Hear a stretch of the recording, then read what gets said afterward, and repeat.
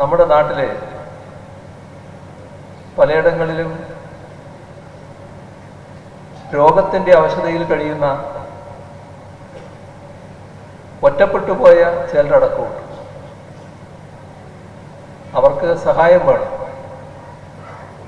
Palliative സഹായം ഇപ്പോൾ സർക്കാർ തലത്തിൽ നൽകുന്നുണ്ട്, സന്നദ്ധ സംഘടനകൾ നൽകുന്നുണ്ട്.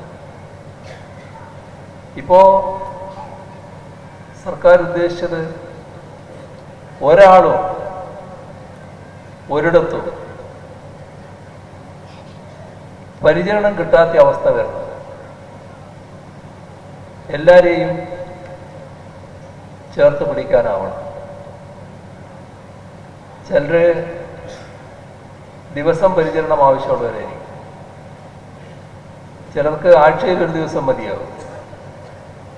അപ്പോൾ ഓരോ കേസിൻ്റെയും പ്രത്യേകത വെച്ചുകൊണ്ട് പാലിയേറ്റീവ് വളണ്ടിയർമാർ ആ ആളുടെ അടുത്തെത്തണം. ആവശ്യമാണെങ്കിൽ കൂടുതൽ വളണ്ടിയർമാരെ എടുക്കേണ്ടതായിട്ടുണ്ട്. ഇതിൽ സർക്കാർ മാത്രമല്ല, ഒട്ടേറെ സന്നദ്ധ സംഘടനകൾ പ്രവർത്തിക്കുന്നുണ്ട്. ആ സന്നദ്ധ സംഘടനകളെല്ലാം ഒരു ലാഭേച്ഛയുമില്ലാതെ പ്രവർത്തിക്കുന്നവരാണ്. അപ്പോൾ അവരെയെല്ലാം ഇതിൻ്റെ ഭാഗമായി ചേർത്ത് നിർത്താനാവണം. ഇതിനെല്ലാം നേതൃത്വം കൊടുക്കേണ്ടത് തദ്ദേശഭരണ സ്ഥാപനങ്ങളാണ്. ഒരു തദ്ദേശഭരണ സ്ഥാപന അതിർത്തിയിൽ ഈ മേഖലയിൽ പ്രവർത്തിക്കുന്ന സംഘടനകളുണ്ടെങ്കിൽ അവരെയെല്ലാം സഹകരിപ്പിക്കണം. അവർക്കെല്ലാം രജിസ്റ്റർ ചെയ്യാൻ അവസരം കൊടുക്കണം.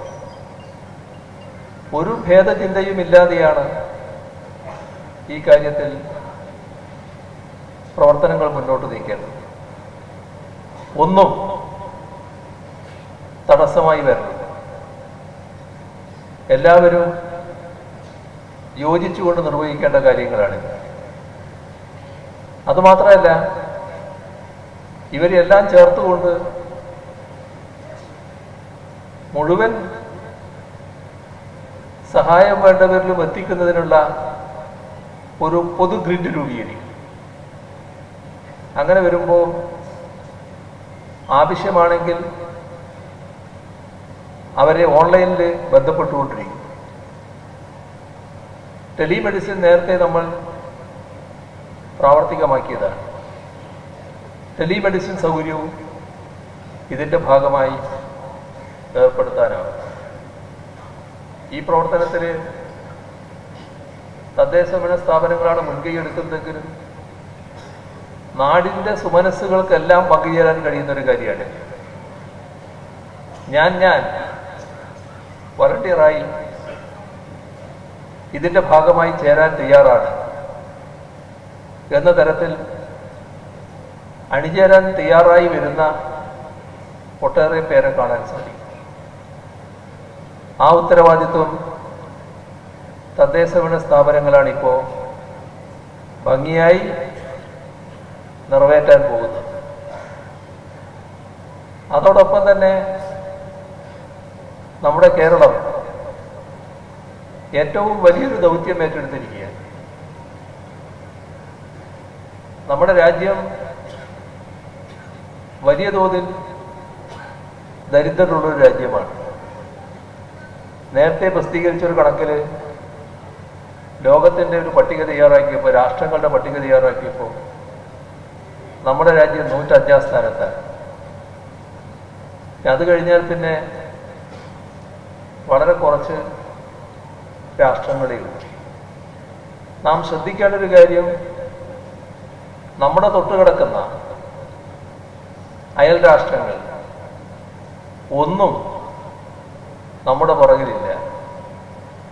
അവരെല്ലാം വളരെ മുന്നിലാണ്.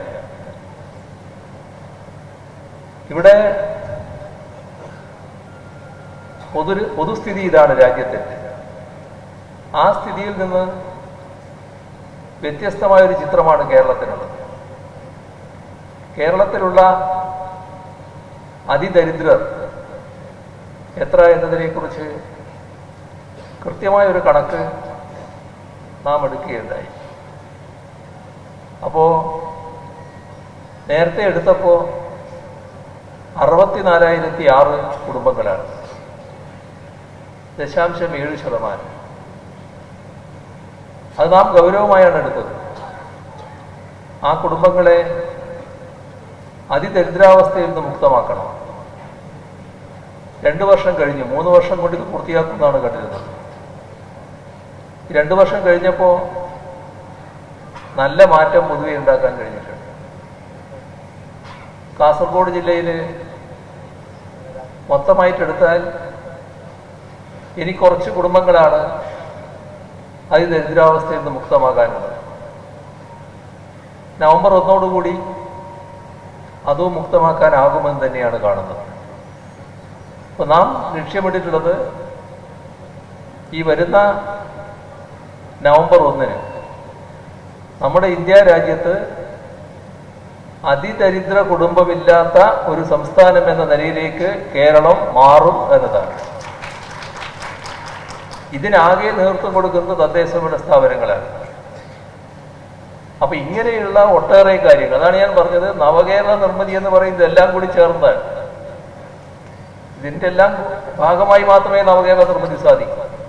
അപ്പൊ അതിൻ്റെ ഏറ്റവും പ്രധാന ഉത്തരവാദിത്വം നിർവഹിക്കുന്ന ഒന്നാണ് കേരളത്തിലെ തദ്ദേശഭരണ സ്ഥാപനങ്ങൾ. ആ തദ്ദേശഭരണ സ്ഥാപനങ്ങളുടെ പ്രവർത്തനത്തിൻ്റെ ഏറ്റവും പ്രധാനപ്പെട്ട ഏടായിരുന്നു ജനകീയാസൂത്രണം. അതിൻ്റെ സ്മരണാർത്ഥം ഒരു കെട്ടിടം നിർമ്മിക്കുമ്പോൾ ഏറ്റവും അർഹനായ ആളുടെ പേരിൽ തന്നെ അത് സ്ഥാപിച്ചിരിക്കുന്നു. നിറഞ്ഞ സന്തോഷത്തോടെ KM സ്മാരക മന്ദിരത്തിൻ്റെ ഔപചാരികമായ ഉദ്ഘാടനം നിർവഹിച്ചതായി അറിയിച്ചുകൊണ്ട് അവസാനിപ്പിക്കുന്നു. നിങ്ങൾക്കെൻ്റെ സ്നേഹാഭിവാദനം.